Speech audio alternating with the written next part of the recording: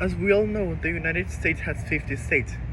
However, it's kinda common to hear about 51 states. This allowed it to make Puerto Rico the following state of the United States of America. In the first instance, we may believe this is a reasonable idea.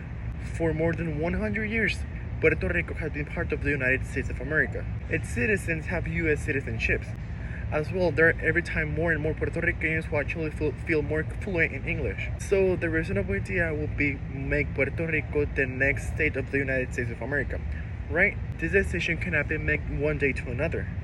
Puerto Rico had never been an independent country.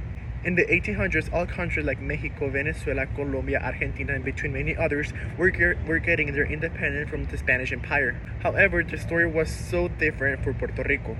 In 1998, the Spanish-American War began.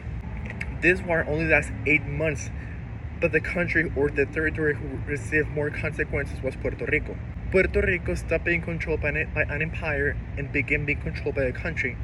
This country was the United States of America. And Puerto Rico was now an incorporated territory of the United States of America. So instead of being a territory, should Puerto Rico be a state right now? No. First of all, if we make Puerto Rico the next state of the United States, it will actually be a state, which means Puerto Rico will start paying federal income.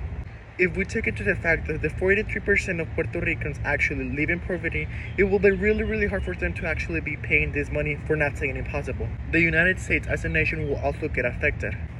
The U.S. will now become or be responsible for Puerto Rico's economic troubles.